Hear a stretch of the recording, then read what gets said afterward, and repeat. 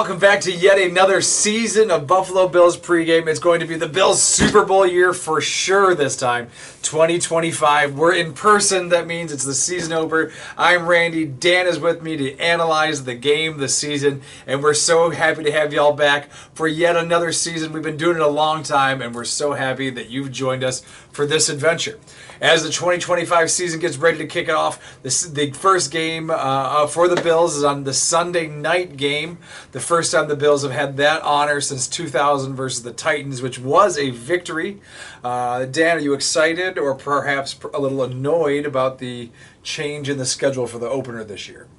Oh, I think it's great. I mean, I think to be able to have that game, and I think it's, in my opinion, I think it's probably the best matchup of all the primetime games, to have it, last season at the old stadium, to start it off like that, weather looks like it's going to be pretty good. It's going to be a good time.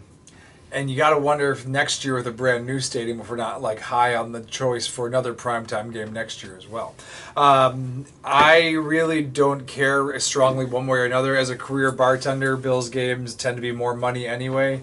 And Monday morning is not a big bartending shift at all, so my considerations are very different from the typical 9 to 5 Monday to Friday person. So where I can see it might be annoying for someone else, I say bring it on. The preseason has gone by. My strongest opinion was that I'm glad it was only 3 games. Do not miss having a 4th one as a viewer at all. But other than that, not any huge injuries. We didn't escape completely injury-free, but nothing that we feel like we've lost a season over. Did anything from the preseason evoke strong feelings from you? I wouldn't say so. I think the way that the Bills are now, I think the way they handled everything with Josh Allen not playing at all, and I think that's a great call. Just 'cause they weren't really showing anything. Obviously, just it's preseason. So yeah, nothing really too alarming that I've seen. Obviously, torn Achilles with DeWayne Carter. Obviously, he's gonna not be great, but I think other than that, they came out of it looking okay. The presence of Hard Knocks affect your preseason experience at all? It made it more interesting. I think when it comes to Hard Knocks, I feel like it's better TV when the team is bad or when the quarterback is bad.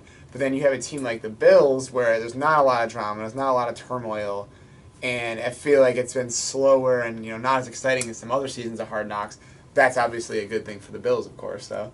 I watched one full episode, which is one more episode than any other season I've ever watched. So it's my most watched season ever of Hard Knocks, and I was not impressed. But it's not really the type of TV I consume, so I wouldn't necessarily take my opinion one way or the other as a strong endorsement or otherwise.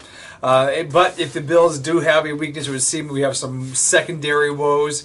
And as we go up against opponent the Ravens, who have invested heavily in the wide receiver and defensive back position themselves, kind of shines a spotlight on that matchup. So how do you think the Bills secondary is going to match up going into this game for the Bills? It's certainly it's going to be a big question going into this year. With Hamlin and Cole Bishop. They were okay last year. Cole Bishop looked like he was struggling a little bit in the preseason.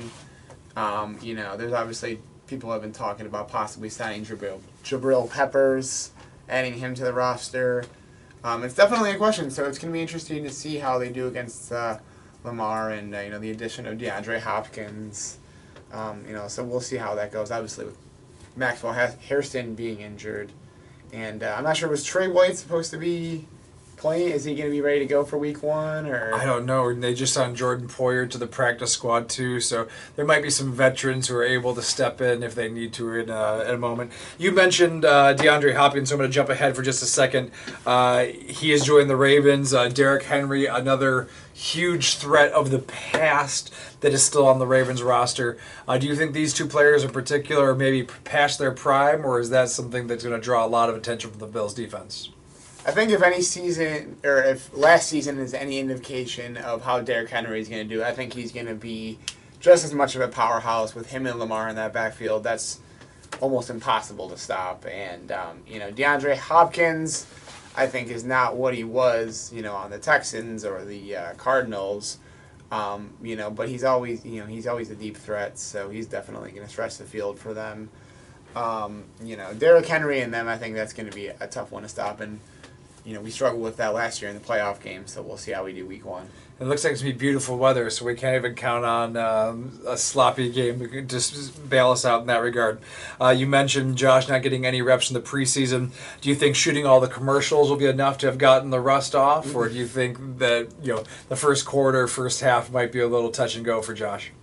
I mean, I would take him being rusty in the first quarter or first half if it means him not getting injured by playing in the preseason.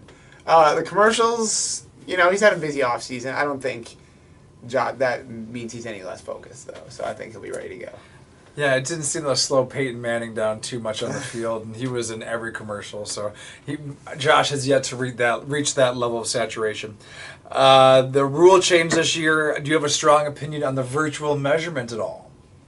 It will be interesting to see how well it goes, and what big plays get overturned this season because of the new rule. Because it's eventually going to happen where it decides a game. I like it though. I think it's there's going to be less error. Hopefully, it speeds the game up a little bit. So. I was in the ballpark a lot this year for the Bisons, and the clock has sped up the game so much and made it so much more watchable. And I think the NFL is probably overdue for a few changes to speed up, to make the game more watchable. If baseball can do it, it is proof that any league can make some changes to tweak it to make the game better for the viewer, and that is great. So that leaves us with just one last thing, and that is to pick the Bills. I'm going to choose the Bills in a huge victory, 42-7, crushing the Ravens this season opener in prime time. What do you think? I'm going to go with the Bills also. I'm going to say 31-26. It's going to be relatively high scoring, 2 really good offenses, 2 really good quarterbacks. It's going to be exciting to see, but I got the Bills. Odd scores, too. So it'd be an unusual game. Awesome. Well, if either of those outcomes or any other come, you can be sure to give us credit here at Buffalo Bills Pregame. We got some inside the stadium sources for this year that we're excited to share with you. So be sure to be back here for Week 6 as we discuss the Falcons, unless we choose to talk about anything sooner. But until then, Buffalo Bills Pregame, we say thank you very much for watching. Like and subscribe, and we'll be back soon. Good job, Lola.